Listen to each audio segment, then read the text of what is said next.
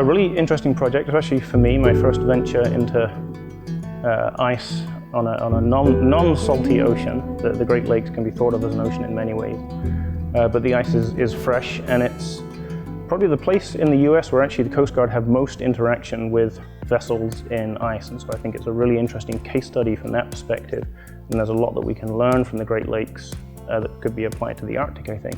My name's Andy Mahoney. I'm a research assistant professor of geophysics here at the University of Alaska Fairbanks, and I've been involved in several ADAC projects from the beginning, focusing on sea ice and sea ice hazards, and actually just starting to get into studying lake ice in the Great Lakes, helping out District 9.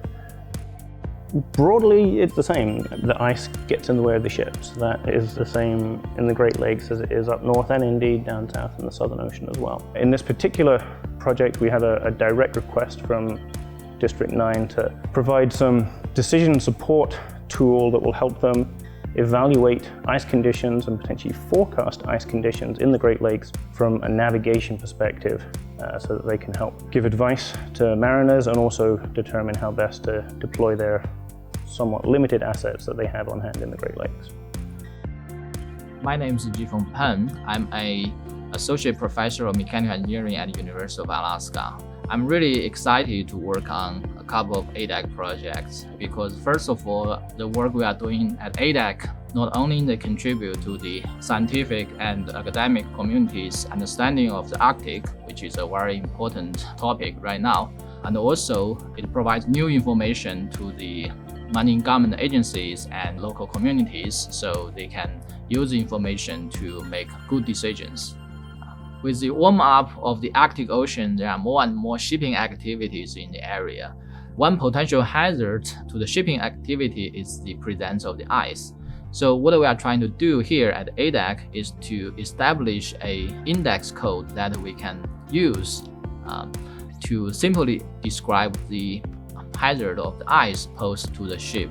Then, as a ship captain, when he knows the ice index for his planned shipping route, then he can feel confident to know that whether his ship can sail through this ice or not.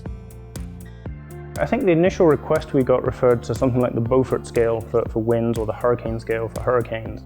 The goal is to develop a simple metric that will run from 0 to 5, with 0 being effectively ice-free conditions, 5 representing the most serious ice conditions that you might expect to find on the Great Lakes, and use an algorithm that's already been put forward by the National Ice Center that involves measurements of the ice thickness, measurements of the ice concentration, the type of ice, a lot of things that are important from a mariner's perspective. Bundle those all up to create this one number. One of the new things that we're trying to do is not just take those observations from the icebreaker itself passing through the ice, but use satellite and model-based information so that we can calculate an ice condition index for the entire Great Lakes, not just where the ships happen to be, and also forecast it into the future. So we're working with the Great Lakes Environmental Research Laboratory, who have a model, a very sophisticated model for ice and water conditions in the Great Lakes.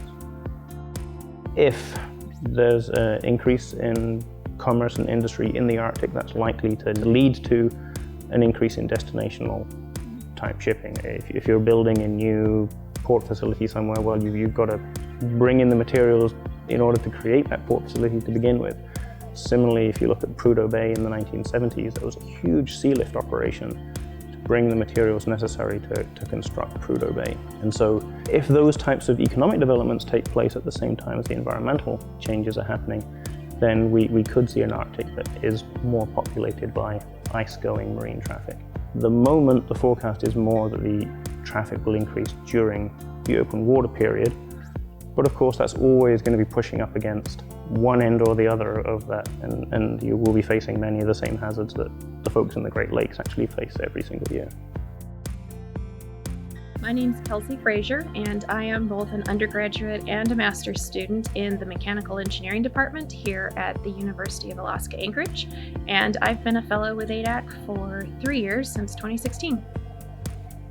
Initially, I worked on a separate project. I worked on Arctic oil spill modeling, and as that project came to a close, I really enjoyed my time as a fellow and wanted to continue on.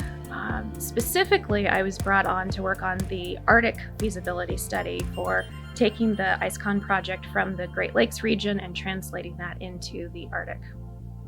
So for any mariner that wants to plan a route through the Arctic Ocean, commercial companies do that to save time and money. Tourist groups do that because people are interested in seeing the area. Arctic ICECON helps reduce the likelihood that there would be an accident with a ship and ice, in that we can communicate what is going on in the region in a way that they understand. What I learned working on the Arctic ICECON project that surprised me was the lack of environmental data currently being collected in the state. In part, we lack infrastructure, we lack investment, and we really lack the recognition that Alaska is on the forefront of development in the Arctic. And I think until people understand the importance of that, we're not going to get that data. But it means that there are great opportunities for investment and research in our state. Over the course of this year, the ICECON for Great Lakes project has gone from the planning and intellectual design phase to now one that's actually have an interactive computer program that allows mariners to actually use a task-oriented region to allow them to decide, is it safe to steam this part of the Great Lakes? We have one more variable to incorporate into the overall program called an ice velocity factor. And once that's properly not only designed, but then encoded, then we'll really bring it to a close and transition this fully for this project. We look forward then, of course, to take what we've learned from the Great Lakes version of ICECON and creating an Arctic ICECON, and it provides an opportunity for us to partner with Canada in a way that we believe will be helpful to create an ICECON for the Arctic, similar to what we've been able to design for the Great Lakes region.